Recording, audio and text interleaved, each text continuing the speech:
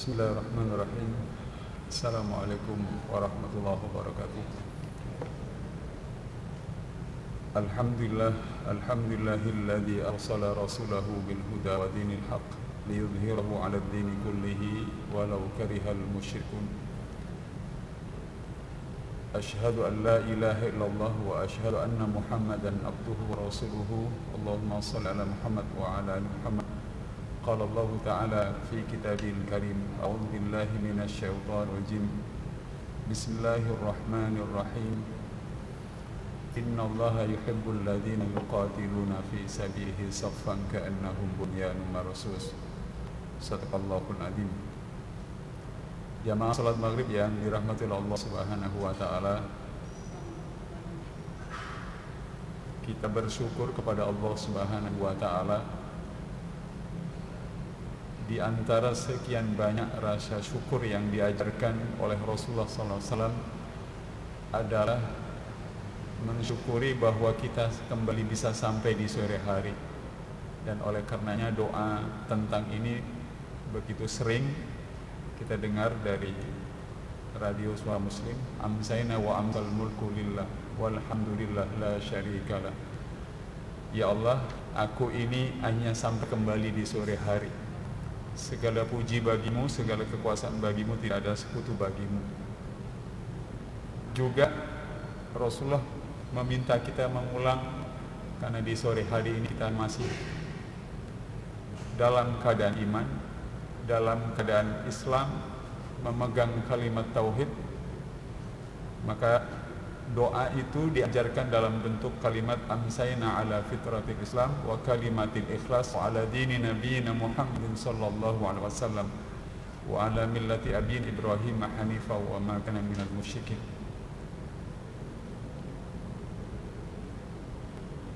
Oleh karenanya mungkin kita berpikir bahwa doa yang diajarkan oleh Rasulullah SAW sekedar rutinitas. Tetapi kalau kita berpikir lebih kritis, lebih detail, lebih tajam, terasalah bahwa doa-doa yang diajarkan oleh Rasulullah adalah bagian dari cara memanajemen kehidupan ini menjadi jauh lebih baik, jamaah Rasulullah. Oleh karenanya mudah-mudahan kita selalu tidak pernah berhenti memintakan rahmat dan ampun Allah untuk Rasulullah SAW, yang kalau di antara jamaah ada profesional pekerja yang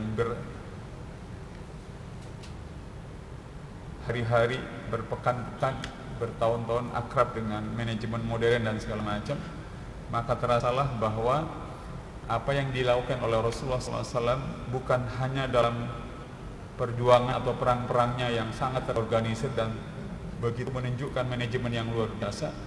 Bahkan doa demi doa yang diajarkan oleh Rasulullah kepada kita itu, kalau kita teliti detail, terasa bahwa Islam, Rasulullah memimpin kita untuk memanajemen kehidupan spiritual, doa secara khusus, bahkan memanajemen pikiran kita agar pikiran ini terkonsentrasi berada di atas jalan pengabdian kepada Allah Subhanahu wa taala.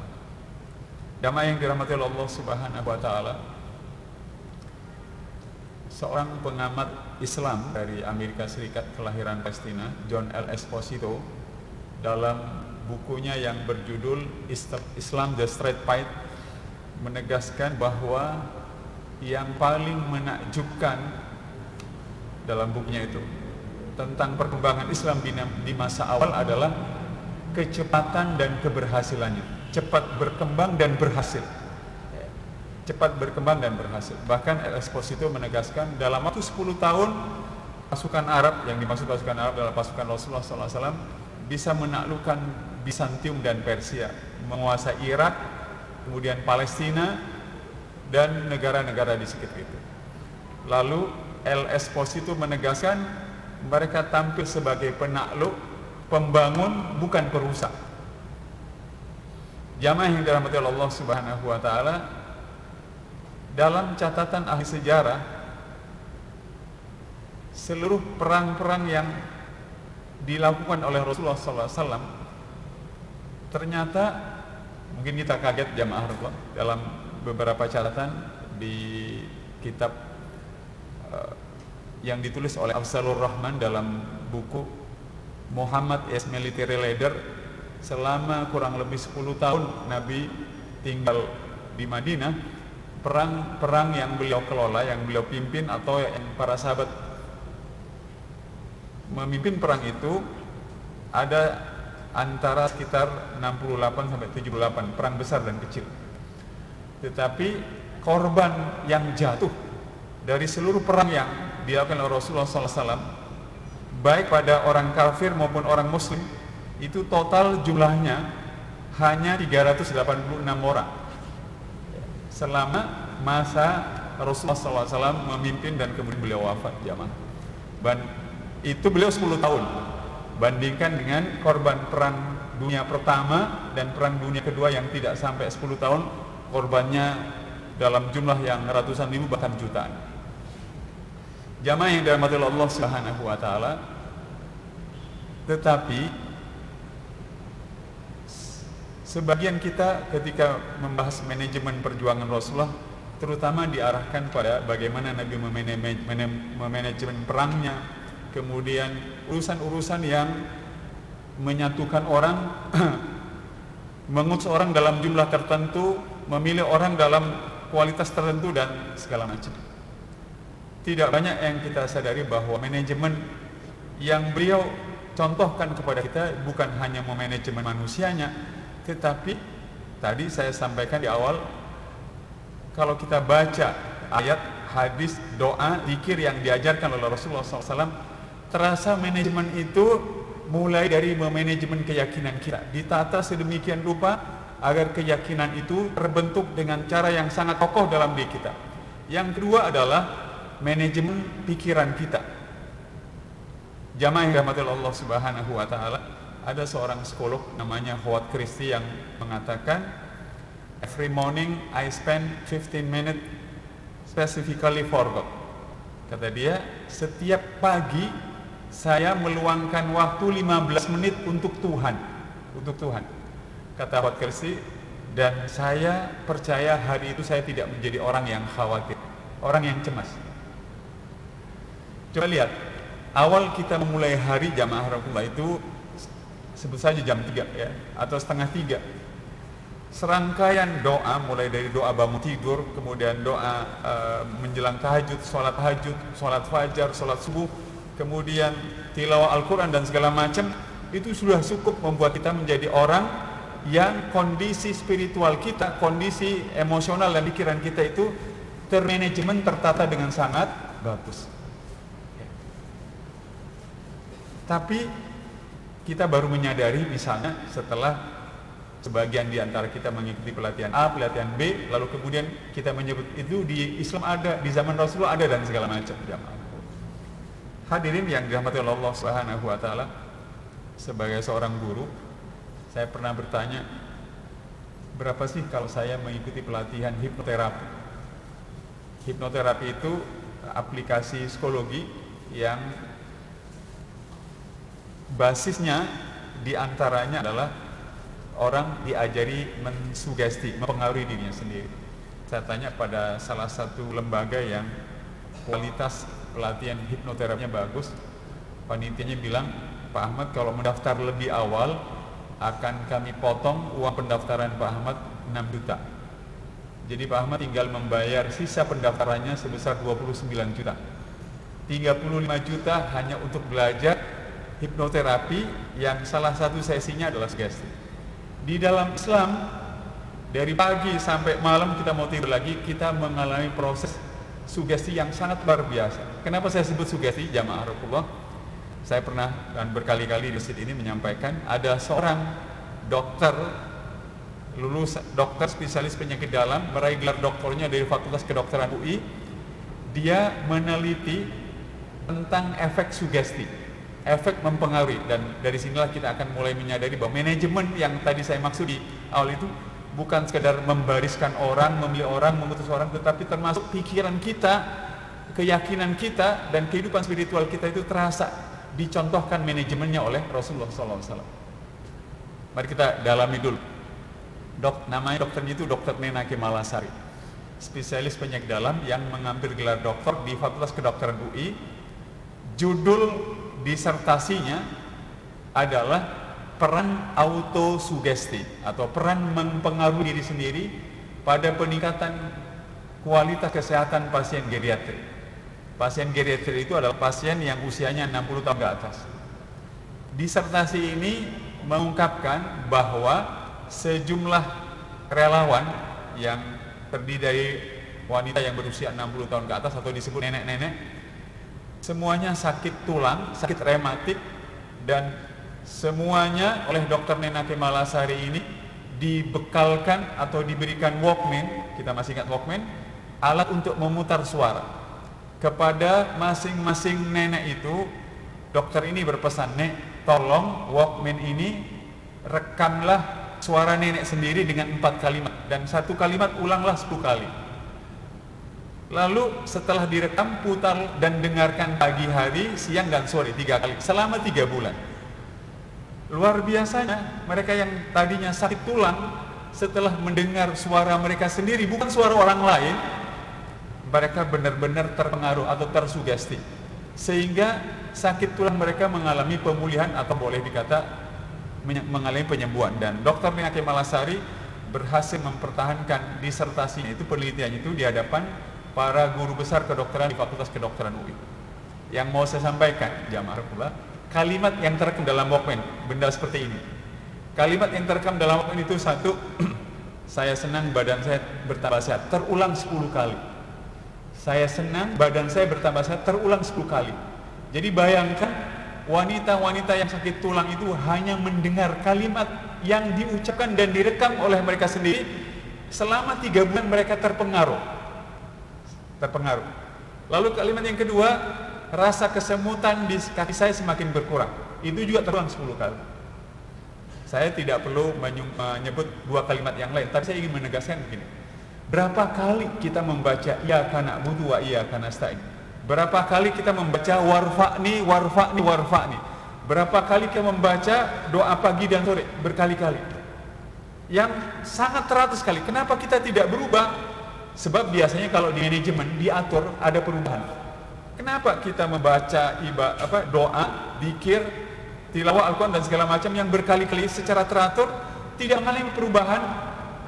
Bukan salah manajemennya, tetapi ada salah mendasar yang kita tidak ketahui, yaitu kita tidak mengerti apa yang kita baca. Kita tidak mengetahui terjemahan yang kita baca. Tapi kembali pada soal manajemen jamaah yang dirahmati oleh Allah Subhanahu wa Ta'ala. Oleh karenanya, sekarang masing-masing kita berhadapan dengan problema, di antaranya yang paling serius adalah pandemi corona yang luar biasa ini. Dan negeri ini sedang mengalami resesi. Resesi itu paling gampang menyederhananya, negara ini pengeluarannya dalam sebulan misalnya 10 triliun, tetapi pendapatannya hanya 5 triliun, itu resesi, kira-kira begitu. Hidup ini sedang seperti itu. Apa yang perlu kita lakukan jamaah Rasulullah, dan manajemen apa yang bisa kita pelajari dari Rasulullah SAW agar kita bisa keluar dari situasi sulit ini? Hadirin yang dirahmati oleh Allah Subhanahu wa Ta'ala, kalau kita lihat jamaah Rasulullah, dari seluruh, kalau kita ini bicara perang, dari seluruh perang-perang Rasulullah SAW itu, kita bisa melihat bahwa Rasulullah SAW itu memiliki kebiasaan memanage orang, menempatkan orang, mengutus orang, pasukannya itu untuk berangkat lebih awal, datang lebih awal, memilih lokasi lebih baik dibandingkan lawan-lawan mereka. Sekarang, apakah kita berpikir bahwa tadi saya nyuci mobil yang nyuci mobil itu tadinya punya rental, usaha rental itu rontok gara-gara corona. Nah, semua kita yang ada di ruangan ini mungkin mengalami problem ekonomi. Tetapi kalau kita ingin mengatasi situasi sulit seperti ini, manajemen kerja seperti apakah yang perlu kita lakukan agar kita bisa segera keluar? Kalau kerjanya sudah sering, tetapi saya ingin mengajak jamaah Rasulullah, cobalah lakukan manajemen yang lebih dalam. Pertama, memanajemen aspek-aspek keyakinan kita. Sekali lagi, memanajemen aspek-aspek keyakinan kita. Kelihatannya sederhana tetapi dalam sekali. Suatu saat Rasulullah SAW didatangi orang-orang yang orang-orang ini disuruh oleh orang-orang Yahudi. Kata orang-orang Yahudi yang menyuruh orang-orang musyrik ini, datangi Muhammad, tanyakan kepada dia tentang pemuda Kahfi, tentang Zulkarnain dan tentang Ruh.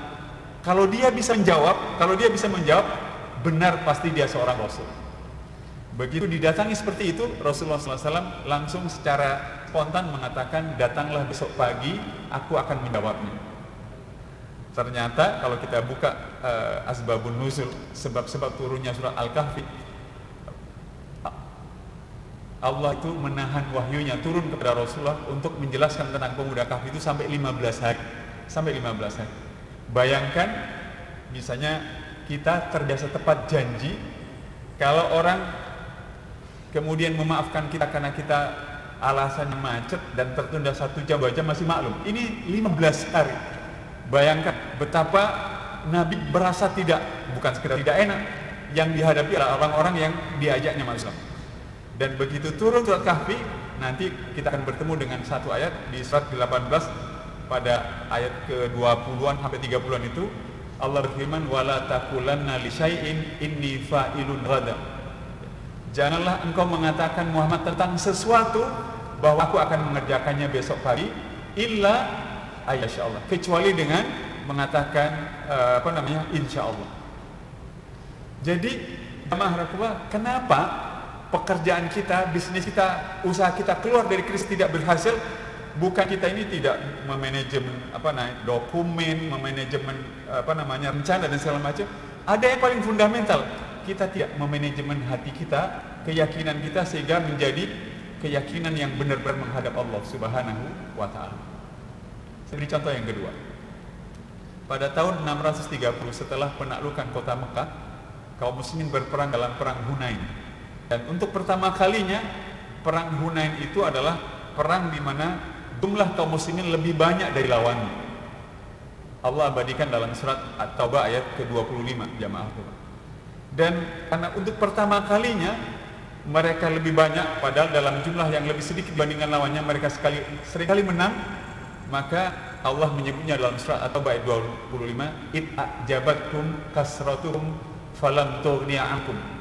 Ketika jumlah kalian yang besar itu membuat kalian takjub dan merasa bahwa tidak mungkin ada yang bisa mengalahkan, tetapi jumlah itu tidak bermanfaat bagi mereka. Jadi jamaah rasulullah, kalau hari ini kita memulai bisnis baru, mengelola apa dan segala macam, mungkin uangnya banyak, orang-orang yang kita tempatkan hebat-hebat, tetapi kenapa gagal? Jangan-jangan di aspek yang paling fundamental adalah kita tidak memanajemen keyakinan kita menjadi sangat bagus. Dan kalau Rasulullah mengajari doa pagi dan sore, itu agar kesempatan memanajemen hati benar-benar berjalan dengan sangat bagus. Coba kita lihat, kalau hadirin terbiasa membuka suara musik, doa di pagi dan sore itu diantaranya kalau pagi, Allahumma ma'asbaha bi min ni'matin au bi ahadin min khalqika fa minka wahdaka la syarika laka falakal hamdu wal syukru. Itu kalau diterjemahkan, ya Allah, apapun yang sampai kepadaku di pagi hari dan sampai juga kepada makhlukmu yang lain di pagi hari, seluruhnya darimu ya Allah, seluruhnya darimu. Begitu juga di sore hari, Allahumma ma'amsa bi min ni'matin au bi ahadin min khalqika, dan seterusnya. Ya Allah, apapun yang sampai kepadaku di sore hari dan kepada makhlukmu yang lain di sore hari, semuanya berasal dari Engkau. Jamaah rasulullah, jangan-jangan saya punya bisnis percetakan tidak segera banyak order percetakan, bukan karena tidak pasang baleho, bukan karena tidak pasang. Jangan-jangan keyakinan kita, saya keliru bahwa ini pasti berhasil karena saya adalah orang yang memakai metode percetakan baru, pasti akan berhasil karena brosurnya sudah sebar. Kita lupa kepada Allah Subhanahu wa taala. Yang pertama-tama kita dahulukan adalah kita sendiri. Dan Rasulullah sudah ditegur untuk urusan seperti itu. Wala taqulanna li syai'in inni fa'ilun ghada. Janganlah engkau mengatakan tentang sesuatu Muhammad bahwa aku akan mengerjakannya besok pagi, kecuali dengan mengatakan insyaallah. Hadirin yang dirahmati Allah Subhanahu wa taala. Bahkan jamaah Allah, ini mungkin tidak banyak diperhatikan. Kalau kita baca hadis, ada hadis yang kelihatannya sederhana, pengakuan sahabat. Dalam pengakuan yang singkat itu, sahabat mengatakan, bahkan sandal kami pun putus, kami minta kepada Allah dalam sholat. Jamaah, saya ingin ngajak jamaah kedua, mungkin diantara kita, mohon maaf, ada yang tidak enakan dengan istri kita, ya. Tidak enakan, tidak bertegur sapa mungkin sehari 2 hari dan segala macam. Dan kita berpikir menyelesaikannya, saya akan beli buku psikologi, saya akan tambahkan belanja dan segala macam. Tapi kita lupa pertama-tama memintanya terlebih dahulu kepada Allah Subhanahu wa ta'ala. Jadi jangan-jangan urusan bisnis, urusan mobil, urusan sandal jepit dan segala macam tidak bisa selesaikan, bukan karena kita tidak ngerti ilmunya, tetapi yang pertama-tama urusan itu tidak kita minta terlebih dahulu kepada Allah Subhanahu wa ta'ala. Kenapa saya mengatakan gini jamaah? Karena dalam surat Al-Fatihah jelas, iyyaka na'budu wa iyyaka nasta'in. Iyyaka na'budu wa iyyaka nasta'in. Hanya kepadamu lah kami mengabdi ya Allah, dan hanya kepadamu lah kami memohon pertolongan. Para ulama mengatakan pertolongan apa? Semua hal pertolongan yang kita butuhkan dari Allah agar pengabdian kepada Allah itu menjadi baik. Hadirin yang dirahmati oleh Allah Subhanahu wa ta'ala. Oleh karenanya, jujur saja dalam sebuah forum seperti ini, begitu saya bicara soal doa, zikir dan segala macam dengan teman-teman, tiba-tiba teman-teman bilang, iya Ustaz Arhum, saya selama ini tidak memikirkan doa itu dalam cara berpikir seperti itu. Hanya setelah ini saya lebih serius lagi berdoa, karena doa yang kita baca pagi dan sore setiap selesai itu benar-benar mengatur kembali keyakinan kita, cara berpikir kita menjadi keyakinan dan cara berpikir yang lebih tertata rapi dengan bagus. Jamaah yang dapat Allah, coba silakan kalau sedang buka Al-Quran Android di handphone, bukalah firman Allah di dalam surat ke-24 ayat 38, ayat 37 dan 38. Dua ayat ini menegaskan begini: laki-laki hamba Allah yang tidak dilalaikan oleh jual beli pernikahan mereka dari mengingat Allah, satu, yang kedua sholat, dan yang ketiga zakat. Lalu Allah sebut 4 yang akan Allah berikan kepada orang yang berzikir, sholat dan zakat. 4 itu, pertama, hatinya tidak akan goncang.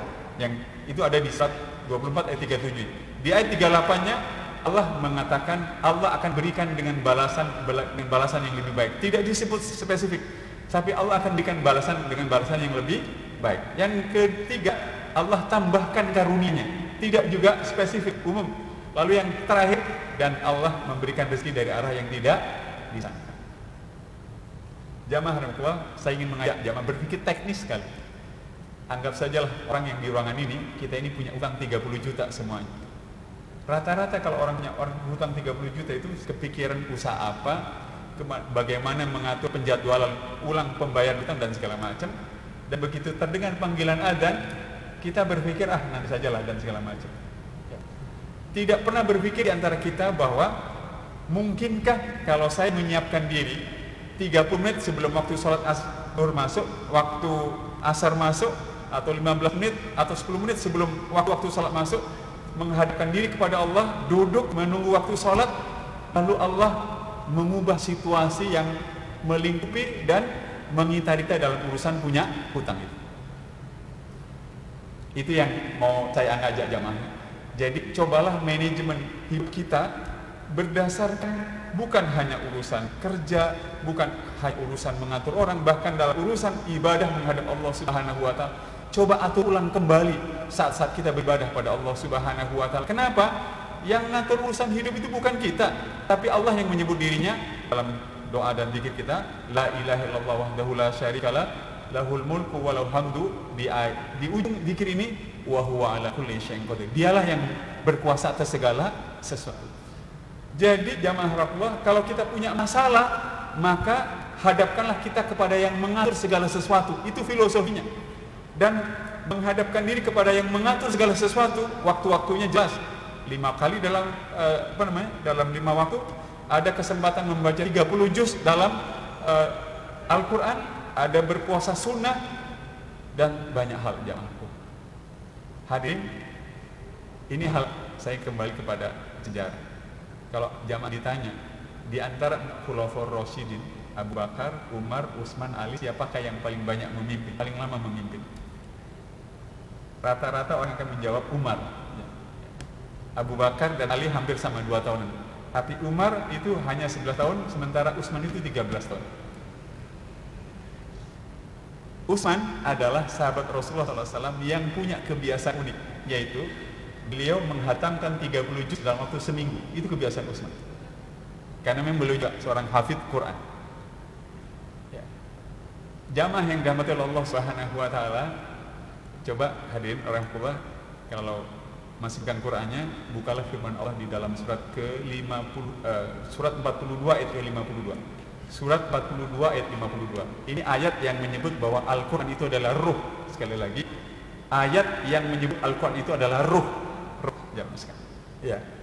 Kata Said Qutb maupun Hamka dalam tafsirnya masing-masing, kalau ruh yang ada dalam fisik manusia membuat fisik yang tadinya mati menjadi hidup karena ada ruhnya, maka bagaimanakah kalau ruh yang masuk pada fisik itu putus asa, lemah, kemudian menyerah di tengah jalan, tidak mau berjuang dan segala macam. Bagaimana kondisi ruh kalau sudah selemah itu? Kata beliau berdua dalam tafsirnya masing-masing, jalan satu-satunya adalah menghubungkan ruh kita ini dengan ruh Al-Quran. Dan kalau menghubungkan dengan ruh Al-Quran sesering mungkin, seperti Utsman bin Affan sampai seminggu 30 juz, itu artinya sama saja menancapkan handphone terus-menerus di stop kontaknya. Maka handphone itu akan selalu full tenaganya dan tidak pernah memiliki kondisi kelemahan tenaga jamaah. Nah, hadirin yang dirahmati Allah Subhanahu wa taala, oleh karenanya saya mengajak jamaah Rabbah, cobalah renungkan ulang, kalau ada waktu baca ulang kembali buku-buku tentang zikir, doa, fikih ibadah dan segala macam. Bukan untuk soal memahami perbedaan-perbedaan fikihnya, tetapi untuk mengatur ulang agar kehidupan ibadah kita setidak-tidaknya memenuhi 3 hal. Satu, agar ibadah kita itu kita kerjakan jauh lebih banyak. Kenapa?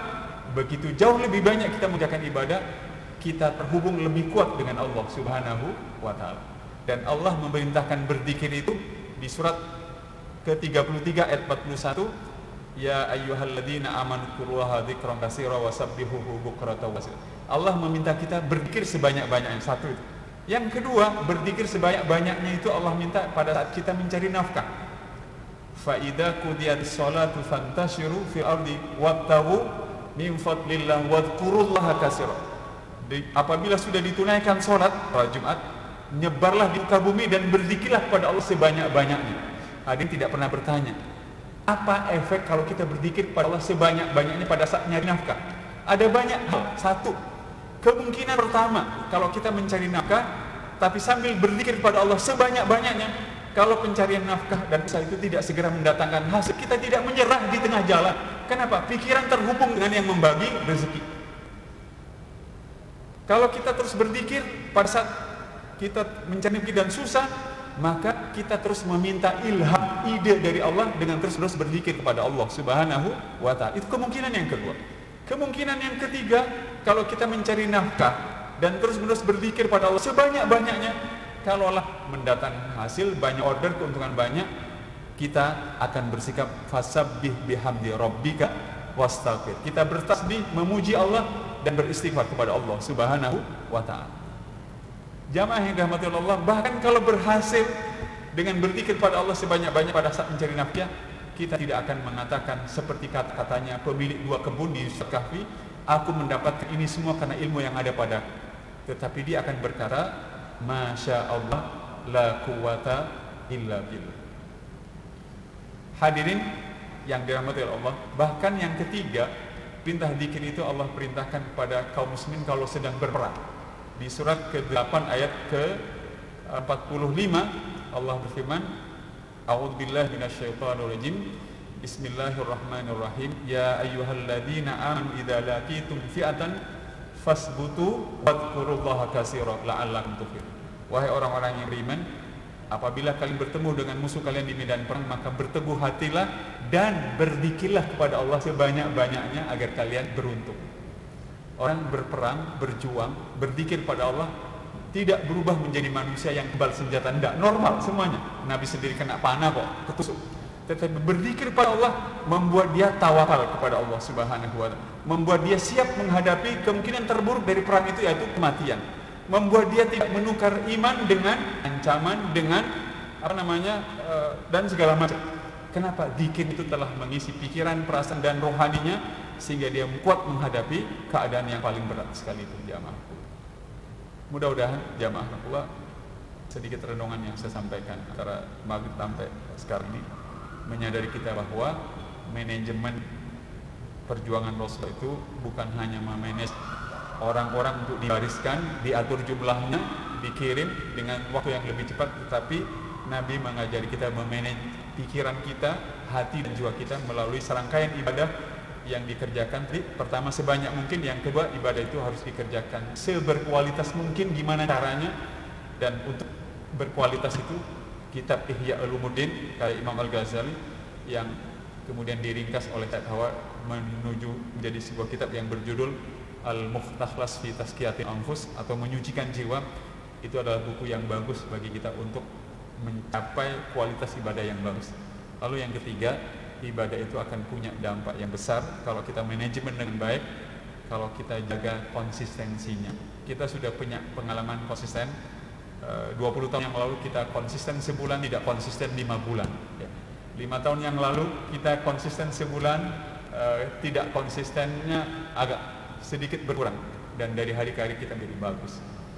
Semoga bermanfaat jamaah yang dirahmati Allah Subhanahu wa taala. Mudah-mudahan kita diberi kekuatan oleh Allah Subhanahu wa taala untuk memanajemen dan mengatur kehidupan kita, mencontoh Rasul tidak hanya dalam perjuangan-perjuangan yang kelihatan secara fisik, tetapi dalam kehidupan ibadah, dalam kehidupan spiritual, dalam kehidupan intelektual kita manajemen dengan sebaik-baiknya.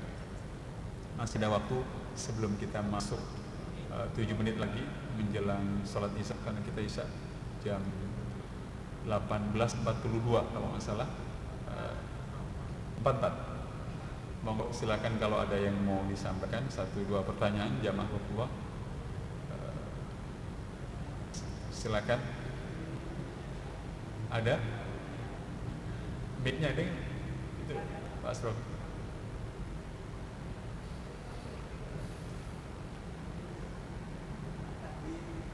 Itu mic. Tadi dikatakan Al-Ahzab 1 ya. Ya.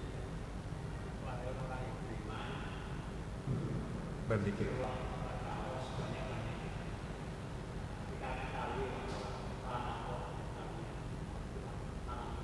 Ya.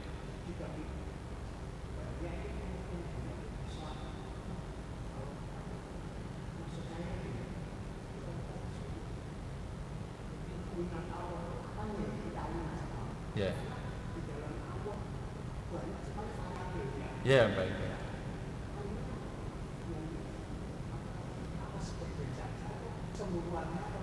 Ya, baik. Bismillahirrahmanirrahim. Pertama, zikir yang dimaksud itu para ulama sepakat. Zikir yang paling baik itu membaca Al-Quran. Kita bisa baca itu. Dan zikir diantaranya yang ini Subhanallah, Alhamdulillah, dan tapi zikir yang lengkap itu adalah membaca Al-Quran. Itu tidak perlu diperdebatkan. Mengingat Allah itu satu, mengingat perintah-perintah Allah itu satu. Bisa dipahami ya? Maka ada doa-doa yang berkaitan dengan berzikir tapi kita ingat pada Allah Subhanahu. Misalnya kalau dalam doa doa maksurat yang dia diputar pagi dan petang itu ada Allahumma anta rabbi la ilaha illa anta khalaqtani wa ana abduka wa ana 'ala abdika. Nah, di situ ada wa wa'dika masata'tu. Yang terjemahnya itu, ya Allah akan aku penuhi janjiku untuk beribadah kepada Engkau semaksimal mungkin. Berarti itu masuk dalam hal menunaikan perintah Allah Subhanahu wa taala. Jadi satu, mengingat Allah itu bisa mengingat perintah-perintahnya. Atau yang kedua, bisa mengingat larangan-larangannya. Yang ketiga, bisa mengingat surganya. Atau yang keempat, mengingat nerakanya. Atau yang mestinya nomor satu, mengingat sifat-sifat Allah Subhanahu wa ta'ala. Ya. Makanya dalam doa pagi dan petang atau kumpulan doa itu kalau kita cek, maka yang dominan dalam doa, dimana kita doa dan zikir ya, maka yang dominan itu satu, kita diingatkan pada sifat-sifat Allah Subhanahu, Allah yang Maha Esa, Allah yang Maha Berkuasa, Allah yang Maha macam-macam. Itu penting. Makanya contohnya ini, Nabi Yunus ketika berada dalam perikan, dia berzikir dengan ucapan la ilaha illa anta subhanaka inni kuntu minaz zalimin. Ustaz, kalau itu dibaca gimana caranya? Bayangkanlah kita ini berada dalam kegelapan hidup kita karena kezaliman kita. Kan Nabi Yunus masuk ke dalam perut ikan karena beliau itu ditegur oleh Allah karena meninggalkan, lalu masuk dalam perut ikan. Kita mungkin berada dalam kegelapan ekonomi, kegelapan macam-macam, gara-gara kita pernah meninggalkan sejumlah perintah Allah. Nah, bacalah la ilaha illa anta subhanaka inni kuntu minaz zalimin. Sekali lagi, itu yang bisa diingat. Dan sebanyak-banyak berapa dalam hadis-hadisnya Rasulullah menyebut subhanallah sekian, alhamdulillah sekian, sudah ada. Tetapi pada prinsipnya berikir sebanyak-banyaknya itu silahkan semampu dan sekuat kita. Karena Allah berfirman, ya ayyuhan nasu antumul fuqara ilallah, wahai manusia, kamulah yang butuh kepada Allah Subhanahu wa taala. Nah, kalau orang butuh pasti kebutuhannya itu tidak ada batasnya. Dan kalau tidak ada batasnya berarti kata kuncinya ya sebanyak-banyak. Ada lagi jemaah Rasulullah? Surat 35 ayat ke-15. Ya ayyuhan nasu antumul fuqara ilallah, wahai manusia, kalianlah yang butuh kepada Allah Subhanahu wa taala. Butuh pada Allah itu butuh ditenangkan, butuh diberi ide, butuh diberanikan, butuh dilipat gandakan kesabarannya, butuh dimaafkan oleh Allah Subhanahu wa taala, butuh diberi kesempatan sekali lagi untuk memperbaiki diri, bahkan berkali-kali butuh banyak hal ya, kebutuhan kita pada Allah, bahkan butuh diberi keistiqomahan oleh Allah Subhanahu wa taala. Semoga bermanfaat, mudah-mudahan kita memanajemen kehidupan kita dari yang besar sampai yang kecil, dari yang nampak di luar dan yang tidak nampak yang ada dalam diri kita dengan sebagainya yang setelah secara sempurna oleh Rasulullah diajarkannya kepada kita. Mari kita sempurnakan dengan berdoa. A'udzubillahi minasyaitonirrajim. Bismillahirrahmanirrahim. Hamdan yuwafi 'amahu wa yukafi mazidah. Ya Rabbana lakal hamdu kama yanbaghi li jalali wajhika wa 'azimi sultan. Allahumma shalli ala Muhammad wa ala ali Muhammad. Allahumma a'inna ala dzikrika wa syukrika wa husni ibadatika. Allahumma inna nas'aluka al-huda wat tuqa wal 'afafa wal ghina. Rabbana atina min ladunka rahmatan wa hayyi lana min amrina rashada. Rabbana afrigh 'alaina sabra wa tawaffana muslimin. Rabbana atina fid dunya hasanah wa fil akhirati hasanah wa qina adzabannar wa qina adzabannar wa qina adzabannar. Subhana rabbika rabbil izzati amma yasifun wa salamun alal mursalin walhamdulillahi rabbil alamin. Subhanakallahumma wa bihamdika asyhadu an la ilaha illa anta astaghfiruka wa atubu ilaik. Wassalamualaikum warahmatullahi wabarakatuh.